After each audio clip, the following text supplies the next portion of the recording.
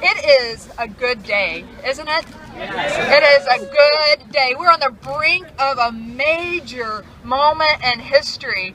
Justice being served in Michigan to the GLBTQ community, and I am so privileged to be here. I want to thank first and foremost April and Jane and their beautiful 3 children.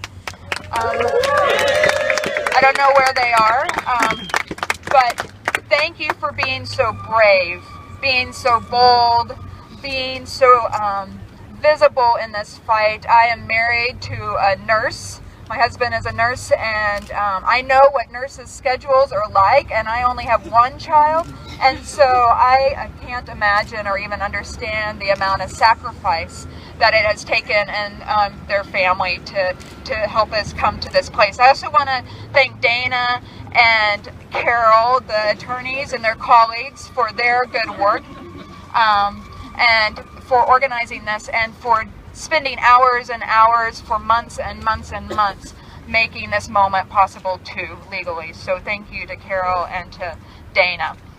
So I wanted to start this morning reading from the Bible. See, it seemed appropriate to me to start with the Bible because the opposition to gay marriage, to same-gender marriage, seemed to think that this Bible is a good source reference for our laws in this country. This is a document with which we should go to and form laws, even though our American value is separation of church and state. So I'm going to read quickly a short story from the Gospel of Luke.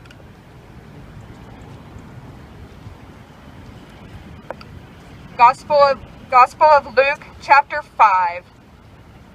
Jesus was in one of the towns where there was also a man covered with a skin disease. When he saw Jesus, he fell on his face and begged, "Lord, if you want to, you can make me clean." Jesus reached out his hand, touched him, and said, "I do want to. Be clean." Instantly, the skin disease left him.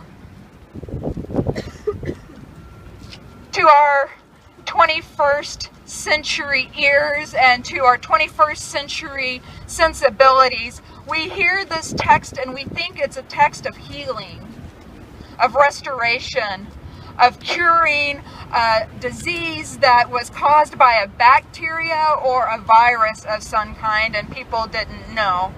But I want to tell you that this story is not about curing a disease.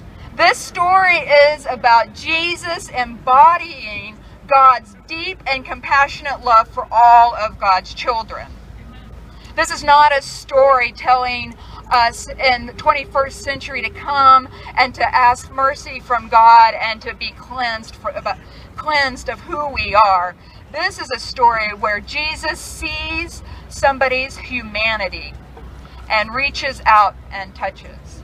See, 2,000 years ago, when Jesus was living in Israel, Palestine, it was law that people with skin diseases had to take themselves out into the countryside. They had to live in colonies. It was civic and religious law for people who happened to contract a bacteria or virus to be completely separated, discarded, removed from civilized society.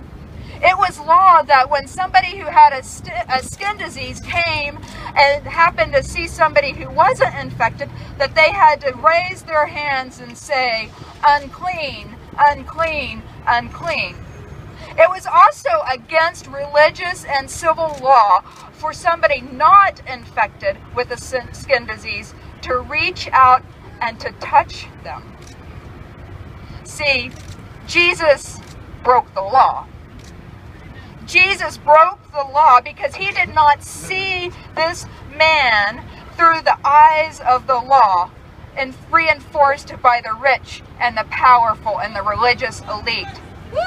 He did not see this man through the eyes of the law as a person who is subhuman, discarded, and sinful. No, Jesus, my Jesus that's been hijacked by everybody else who has a lot more money than we do. My Jesus broke the law because he saw this man through the eyes of God. Hear me.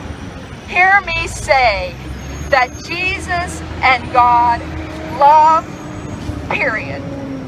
Jesus and God do not put conditions on love. Jesus and God look at every single person born at any point in time in human history, anywhere in the world, and say, this is my child, a beloved child of God. Period. Without condition. Jesus, my Jesus, broke the law because he, in love, saw somebody who had been discarded by society, criminalized, and told that they were subhuman. But Jesus knew. Jesus lived fully and completely into God's love when he reached out. God loves you with a love that will not let you go. Do you hear me, GLBTQ community? My faith tells me, as a Christian, as a straight ally, that God loves you with a love that will not let you go. Hear that. Take it in. Make it part of your heart and soul, because I know that you're being battered with the Bible and with the Christian faith. But my Jesus, the Jesus of the Bible, a Christian who takes very seriously our biblical witness, says, God is love. God rejoices in love. God weeps when any of God's children are oppressed and marginalized and given second-class citizen.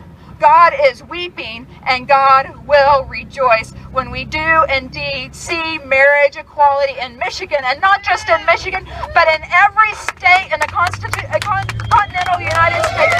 We demand marriage equality, and this is just the beginning. We are with you. We are with you. God bless you.